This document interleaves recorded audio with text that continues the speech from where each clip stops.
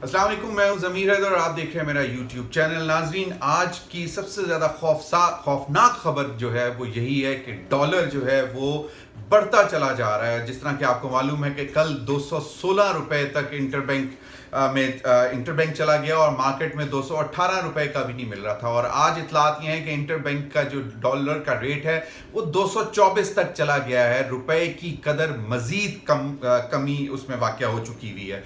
पिछले तकरीबन 3 माह में 42 रुपए से ज़्यादा जो है वो डॉलर की कीमत में इजाफा हुआ और रुपए की शरह में कमी आई है। अब ये एक ऐसी सूरत हाल है कि इसको अगर आप डॉलर की जो उड़ान है इसको अगर आप देखें तो इसका डायरेक्ट इम्पैक्ट आएगा महंगाई पर। आपकी बिजली मजीद महंगी होगी, आपकी गैस मजीद महंगी होगी, आपका पेट्रोल की कीमतें मजीद बढ़ाई जाएंगी। और अब तो ये इतलात आ रही हैं कि IMF ने ये कह दिया है कि जनाब आपने हमसे मशवरा किए बगैर तेल की कीमतों में कमी कैसे अनाउंस की। और अब अगर मजीद इसी तरह डॉलर पर प्रेशर रहा तो हुकूमत मजबूर होगी कि वो पेट्रोल की कीमतों में मजीद इजाफा करे। और उसका आपको मालूम है कि डायरेक्ट इम्पैक्ट जो है वो आपकी अशिया खुरोनोश पे आता है और वो उनमें महंगाई आती है। अभी तक पिछले जो आप कुछ अरसा देख रहे हैं, पिछले कोई 3-3.5 महीने में 33%, आज जब आपसे बात कर रहा हूँ इस वक्त शरह जो महंगाई की शरह है उसमें 33% इजाफा हो चुका है। यानी कि 33% जो है वो अफराते ज़र है, जिसको अंग्रेजी में इन्फ्लेशन कहते हैं। जो कोर इन्फ्लेशन है वो 33% तक पहुंच चुका हुआ है। और आप इससे अंदाज़ा लगा लें कि इस वक्त एक आम आदमी पर क्या गुजर रही होगी। गरीब आदमी की तो आप बात छोड़ ही दें, गरीब आदमी तो अब इतना पिस चुका हुआ है कि उसको तो शायद एक वक्त की रोटी खाना मुश्किल हो रहा है। और मजदूर का जो हाल है आप हिसाब कर लें कि इससे क्या होगा। वाइट कॉलर जो कि मिडिल क्लास है उनका जीना मुश्किल हो चुका हुआ है इन हालात में। जो घर के जो ज़रूरियात के लिए खर्चा जो पहले जिसका आम आदमी का 10,000 रुपये था वो अब 30,000 रुपया हो चुका हुआ है। तो 30,000 रुपये सिर्फ और सिर्फ अगर आप देख लें कि जो घर के जो ज़रूरत की जो चीज़ें होती हैं जिसमें घी हो गया, चीनी हो गई, आटा हो गया, चावल हो गया, दालें हो गई, सब्जी हो गई, प्याज हो गया, नमक मिर्च, इनकी कीमतों में जो इजाफा है वो आप हिसाब लगा लें कि एक आम गरीब आदमी की पहुंच से तो बिल्कुल बाहर हो चुका हुआ है। और जो वाइट कॉलर बेचारा जो सफ़ेद पोश इंसान है उसका आप अंदाज़ा करें कि अगर वो जिसकी 50,000 रुपये भी तनख्वाह है तो उसके लिए भी गुजारा मुश्किल हो चुका हुआ है। और मिनिमम वेज आपको मालूम है कि 25,000 है। तो 25,000 रुपये में तो शायद कोई अकेला बंदे का गुजारा नहीं हो सकता अगर वो किसी किराए के मकान में रह रहा है और बिजली के बिल पे कर रहा है, गैस के बिजली के बिल पे कर रहा है। और अगर वो शादीशुदा बच्चों वाला है तो आप खुद सोच लें कि उसका क्या हशर होगा। ये तो अब सूरत हाल है। और दूसरी जानिब हमारी मौजूदा हुकूमत की कारकर्दगी आपके सामने है, जो कि पिछले साल फरवरी से आपको मालूम है कि फरवरी में पाकिस्तान पीपल्स पार्टी ने महंगाई मार्च किया, उसके साथ ही मरियम नवाज साहिबा ने भी महंगाई मार्च किया। और जो एक पॉइंट रखा गया इमरान खान साहब की हुकूमत के खिलाफ वो ये था कि इन्होंने मईशत को तबाह कर दिया है।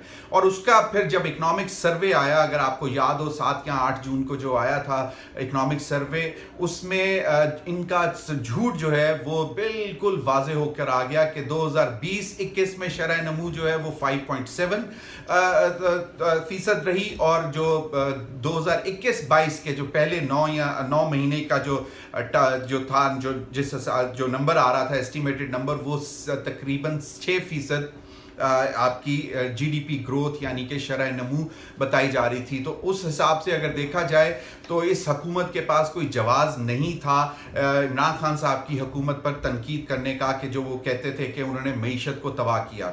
इनके आने के बाद जिस तरह मैं आपको पहले बता चुका हुआ हूँ कि अब तक 42 रुपये जो है वो डॉलर महंगा हो चुका हुआ है और रुपया जो है वो आए रोज अपनी कदर खो रहा है। इसका डायरेक्ट इम्पैक्ट जो है मैंने आपको बता दिया कि महंगाई पर आएगा ही आएगा।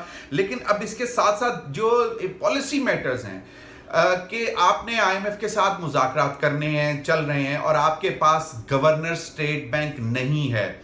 जो इस वक्त 75 दिन हो गए हैं जो गवर्नर स्टेट बैंक आपके पास नहीं है। रजा बाकर साहब को गए हुए और उनकी जगह जो डिप्टी गवर्नर थे उनको एड हॉक चार्ज दिया हुआ है। मजीद महंगाई तो अब इसको कोई रोक नहीं सकेगा।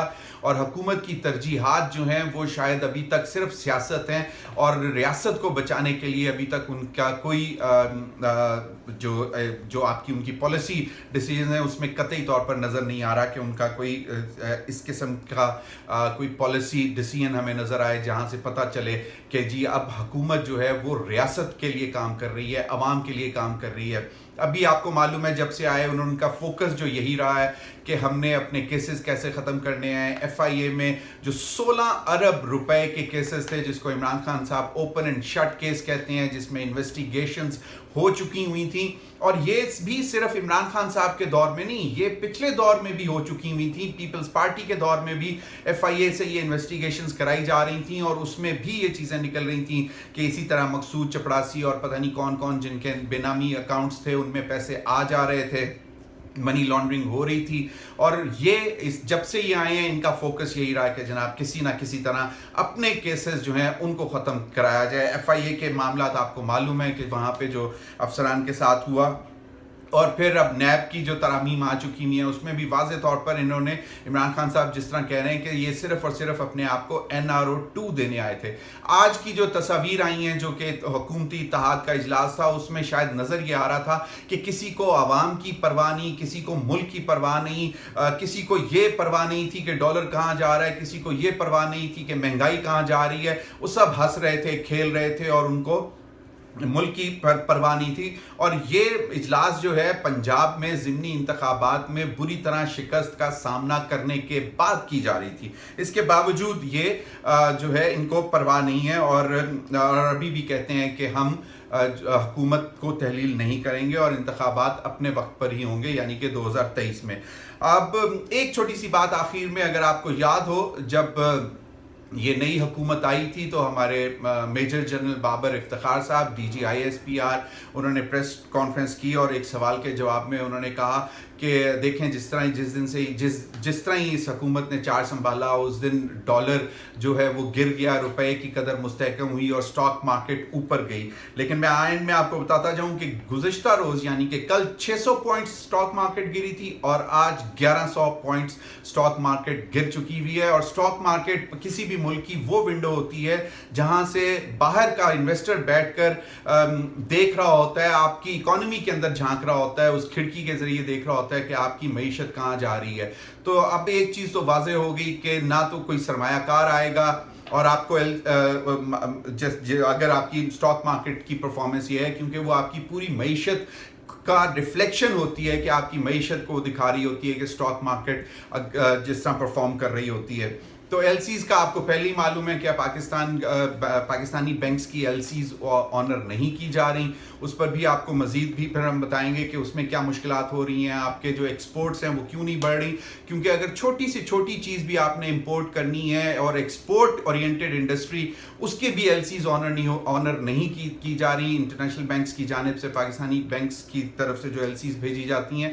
تو اگر یہ صورتحال رہی تو اللہ ہی خیر کرے، ہم تو یہی چاہتے ہیں کہ کوئی نہ کوئی بہتری آئے، لیکن اس حکومت کے ہوتے ہوئے شاید یہ پاسبل نہیں ہوگا۔ شکریہ۔